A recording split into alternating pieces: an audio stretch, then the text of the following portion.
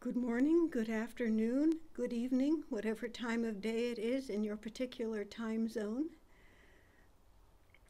If there's anyone who doesn't know me, my name is Margaret, and I think most of you know me, but there may be a few who don't.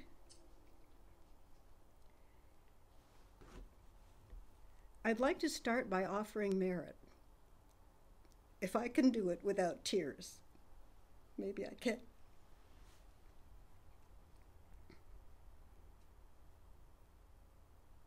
To George Floyd, Breonna Taylor, Rayshard Brooks, Trayvon Martin, Michael Brown, and all people harmed by racial prejudice, including the perpetrators of harm who don't know better. May all be free from suffering wherever they may be. So that was the hardest part. The title of this talk is Start Where You Are. It comes from a story of Reverend Master Jiyu that Reverend Master Scholastica told in a recent Sunday Dharma talk, but I'll repeat it here. Reverend Master had just purchased the property that was to become Throstle Hole Abbey. It was a former hippie farm, and it was dirty and in disrepair. As her students struggled over the problem of how they'd ever be able to clean it up and make it habitable, Reverend Master Jiyu picked up a broom and started sweeping the floor at her feet. And that's where the title comes from, Start Where You Are. This will be a bit different from other talks I've usually given. I usually don't read as much as I will be doing today. I'll be reading 3 stories that offer teachings and illustrate ways of using our practice in dealing with difficult issues. Although these issues aren't the same specific ones we're facing today, even so, we can rely on the attitude of mind expressed in the stories as we face the issues of racial injustice, global climate change, and the COVID-19 pandemic. I'll begin with a verse from the chapter of the Dhammapada entitled Flowers. The title of the verse is Seek Not Others' Faults, but Your Own. And in the translation of Narada Thera, this reads, Let not one seek others' faults, things left done and undone by others, but one's own deeds done and undone. In another translation by Ajahn Munindo, it reads, Dwell not on the faults and shortcomings of others. Instead, seek clarity about your own. I like that, seek clarity. So I'm going to read the story that gave rise to this verse. And the story is translated by K. Sri Dhammananda, and it has the subheading of Pay No Attention to Curses. A rich lady from Shravasti was a supporter and disciple of a naked ascetic by the name of Patika. Because of her strong devotion to the naked ascetic, she treated Patika as she would her own son. She had many friends and neighbors, and all her neighbors were lay disciples of the Buddha. They frequently visited the Jetavana monastery to pay their respects and to listen to the religious discourses given by the Enlightened One. When she heard her neighbors praising the virtues of the Buddha, she wanted to go to the monastery to pay her homage and also to listen to his religious discourses. However, Patika prevented her from going to the monastery on several occasions. So instead of going to the monastery, through her own son, she invited the Buddha to her house for almsgiving. Choice food was prepared for the almsgiving. After the meal, the Buddha expressed his appreciation. Hearing his golden voice delivering the wonderful and glorious Dhamma for the first time in her life, She was suffused with joy and happiness, and she exclaimed spontaneously, "Well said, well said." Patika, the naked ascetic who had been in the next room, heard the rich lady's applause. She is no longer my disciple, thought Patika. Fuming with rage, he came out of the room and cursed both the lady and the Buddha, and left the house angrily, still shouting his abuses. The lady was embarrassed and so ashamed that she could not concentrate on what the Buddha was saying. The enlightened one advised her not to be concerned about those curses and threats, but to be mindful of her own good and bad deeds. At the end of the discourse, she attained the first stage of sainthood.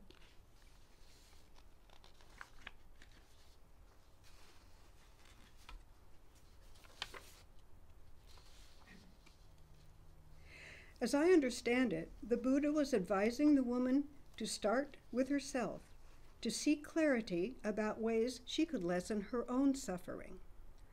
This doesn't mean that the Buddha condoned the other teacher's behavior, but rather he recognized, as Reverend Master Jiyu taught, that we can be of more help in training ourselves than in trying to train others. At the present time, anyone expressing racially abusive speech and action, refusing to follow public health guidelines, or degrading the environment is as clearly to blame, in quotes, as the angry teacher in the story, whether it's myself or another. Feeling threatened in our livelihood and sense of self, human beings sometimes lash out at those we hold responsible for our distress. The Buddha advises the woman in the story that a more helpful response than shame would be to seek clarity about her own faults.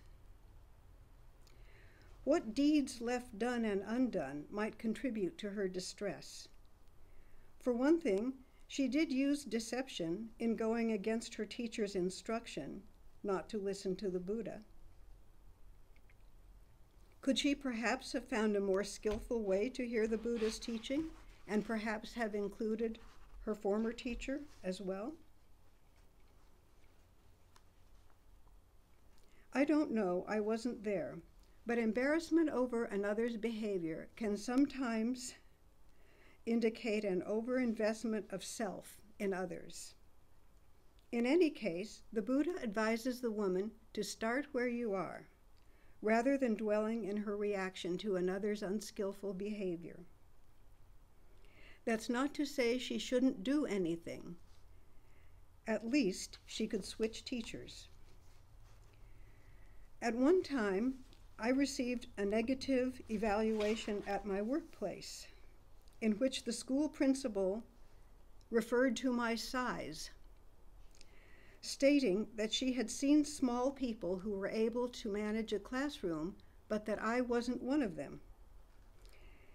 In my shock and dismay, I had no idea what to do. My emotional upset led me to blame and berate this person. I held a grudge against her for years, yet my aspiration to do better finally prevailed. Over time, my heart softened until I understood that the principal, a human being just like me, was doing the best she could. I learned something about empathy and learned to wish her well. I also faced the truth that it had been a mistake for me to try teaching in a high school, and that I really hadn't done a good job in managing a classroom full of adolescents. This wasn't the end of the world. I hesitated to relate this incident because it is as nothing in comparison to the abuses endured by people of color or species driven to extinction by environmental degradation, or to the suffering of those with COVID-19. The point is that the experience provided me with an opportunity to learn how not to respond to insult and instead to turn my heart around. It's necessary to use caution in looking at our own shortcomings. This is not beating ourselves up, which only perpetuates suffering. On the contrary, it's actually the medicine for suffering, because our habitual attitudes, speech, and behavior based in ignorance are the cause of suffering. We can't convert greed, anger, and confusion without first seeing the forms they take in our own lives. This process isn't without its painful moments. However, the important point is to do this from the heart-mind of meditation rather from the judgmental mind. I'm now going to read a Jataka story, which is, the Jataka stories are teaching stories based on the lives of the Buddha as a bodhisattva before he became the Buddha. And this story is translated from the book Old Path, White Clouds by Thich Nhat Hanh.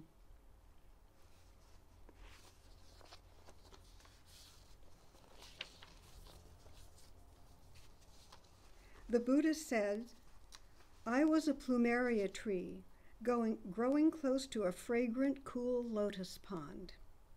No fish lived in that pond, but not far from that pond was a shallow and stagnant pond in which many fish and shrimp and one crab lived. A heron flying overhead saw the crowded situation of the fish and shrimp and devised a scheme. He landed at the edge of their pond and stood there with a long, sad face.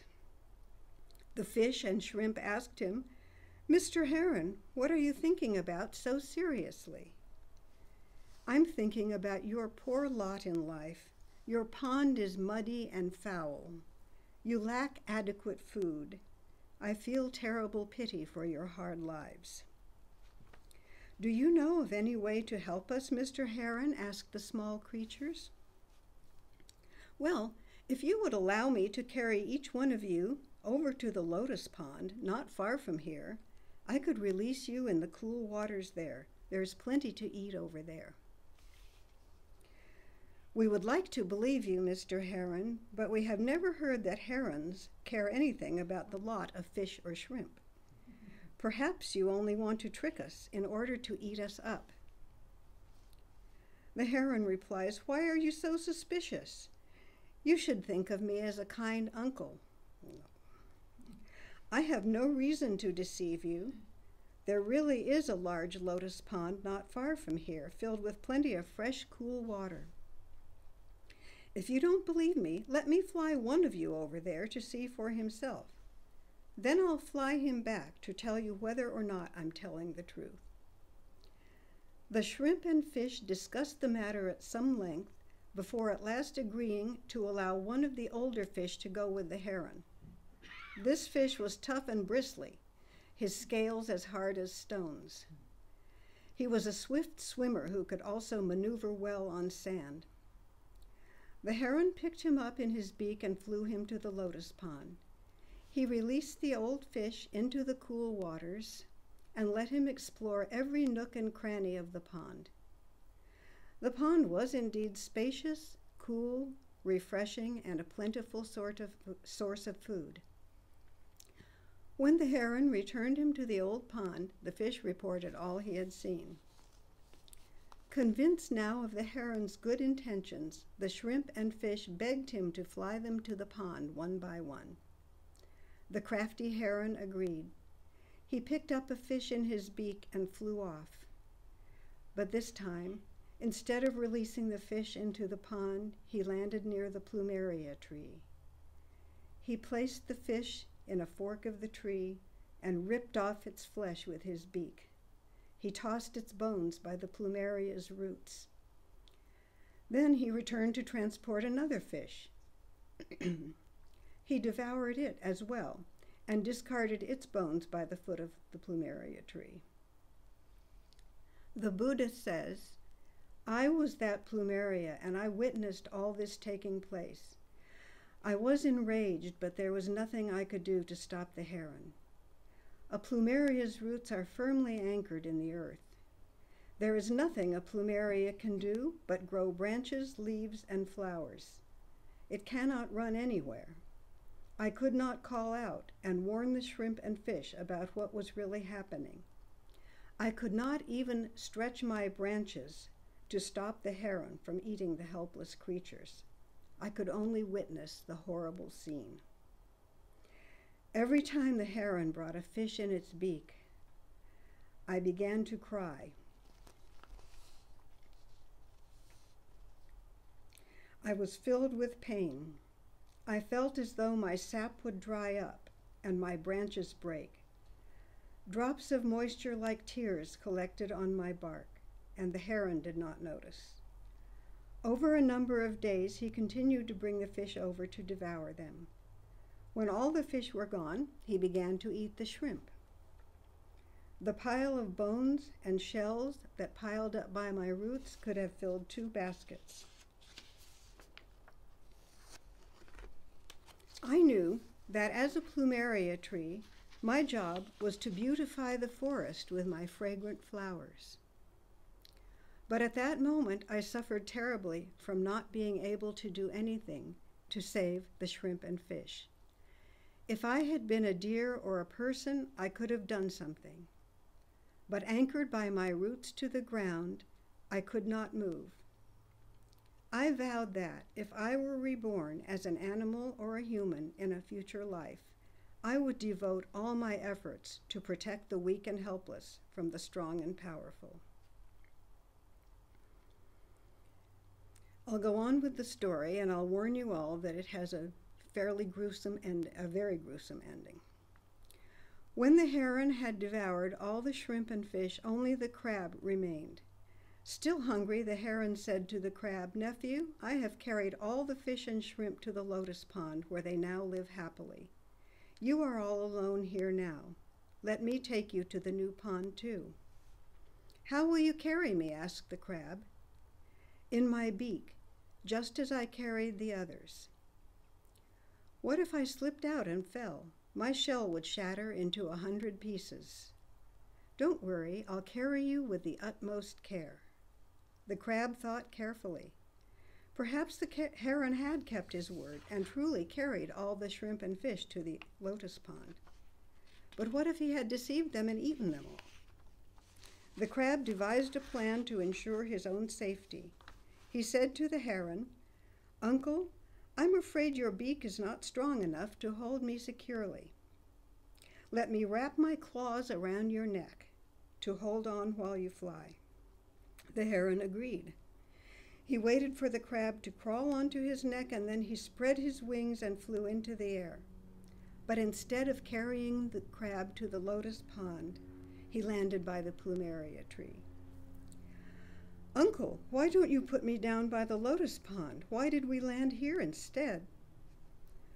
"What heron would be so stupid as to carry a bunch of fish to a lotus pond? I am no benefactor, nephew. Do you see all those bones and shrimp shells at the foot of the plumeria? This is where your life will end as well." "Uncle, the fish and shrimp may have been easily fooled, but you can't trick me so easily. Take me to the lotus pond at once, or I will cut off your head with my claws." The crab began to dig his sharp claws into the heron's neck. Seized by sharp pain, the heron cried out, "Don't squeeze so hard. I'll take you to the lotus pond right this minute. I promise I won't try to eat you." Well, without going into the details in the story, I will let you know that the heron did take the crab to the lotus pond. And the crab, seeking vengeance for his fellow creatures, did kill the heron. The Buddha goes on to say, "Children, at that time I was the plumeria tree. I witnessed all these events. I learned that if we treat others kindly, we will be treated kindly in return. But if we treat others cruelly, sooner or later we will endure the same fate. I vowed that in all my future lives, I would endeavor to help other beings."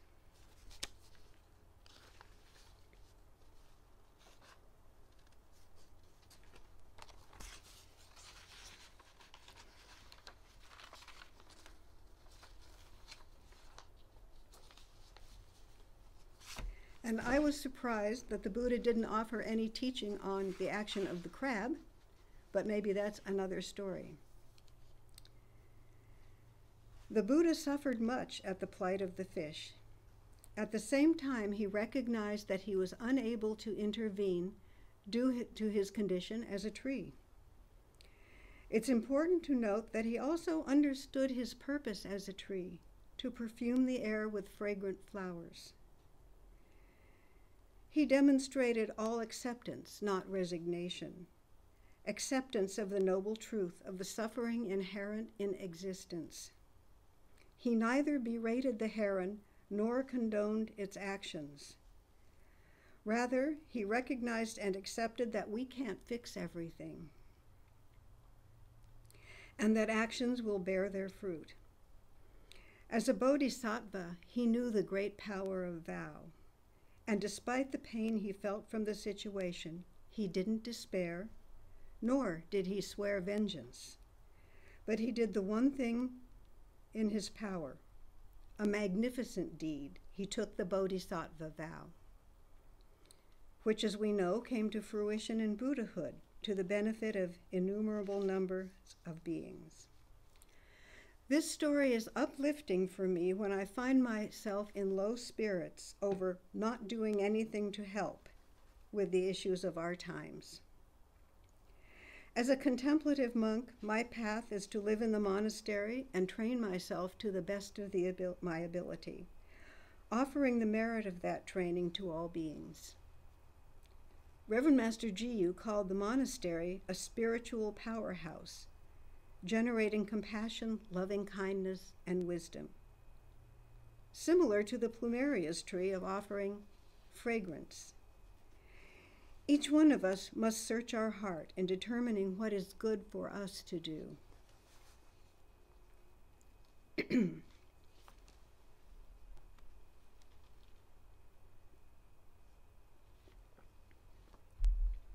Here's another verse from the Dhammapada. While in the midst of those who hate, to dwell free from hating is happiness indeed. It can feel convenient to look outside ourselves and blame others for our suffering, or turn inwards and blame ourselves. The judgmental mind sees that things are not as they should be, and based on that judgment, attempts to fix the problem. The universe, however, does not respond to our personal will. To dwell free from hating does not mean passivity and resignation. For example, I may observe a public figure speaking racially insulting language. Do I throw things at them or hold up placards full of angry words? Or maybe I could vote for another candidate in the next election. Write a letter. Or I could go to the market and meet someone who's not wearing a face mask. Fistfights have broken out over this. Or perhaps the cashier at the market isn't wearing a mask. Do I ask to speak to the manager? Maybe, maybe not. This is where we rely on the mind of meditation.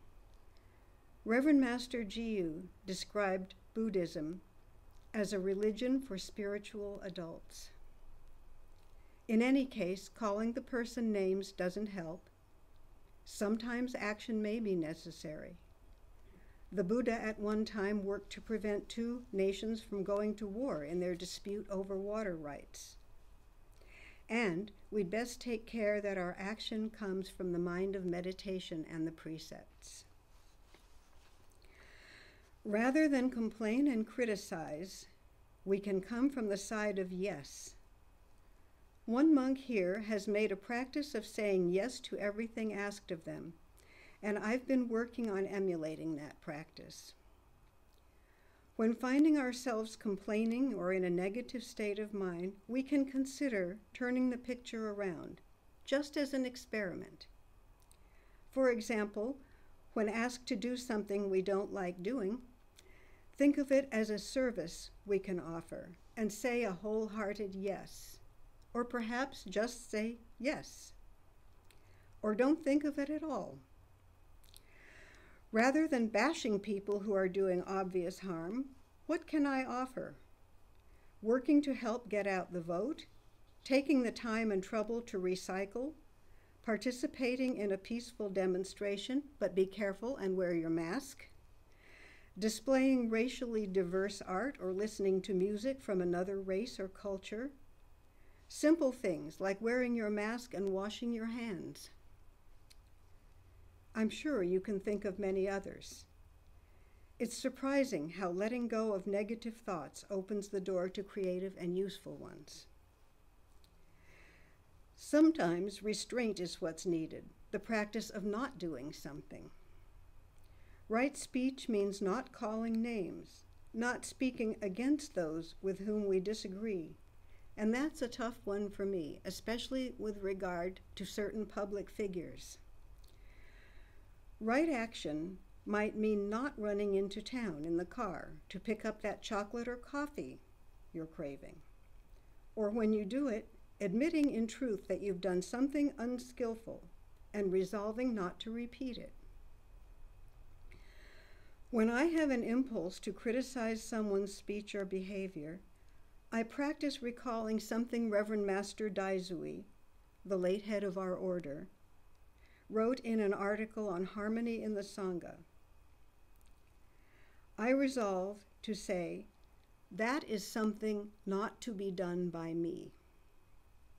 For the benefit of all beings, I resolve to do the very best I can. Let me emphasize again the importance of reliance on the mind of meditation in this. Seeking clarity about one's own shortcomings, rather than blaming others or circumstances, aids us in training ourselves. All acceptance, rather than anger, despair, or contention. I was recently moved by the story and photos of a sheriff in Flint, Michigan, who, facing a group of protesters, took off his helmet, put down his baton, and marched with them. And may you find wise ways of helping beings. I'm going to conclude with a very short story. This is a story from ancient India, not from the Buddha. And it's a story about a cobra who becomes the disciple of a forest-dwelling sage. Newly sworn to vegetarianism and pacifism, the cobra is having a rough time, especially when the village boys find out that she will no longer strike or fight back when tormented. One day, with rumpled scales and broken fang, she comes for an audience with the Holy One. I have tried my very best to follow your teachings faithfully, but this is too much.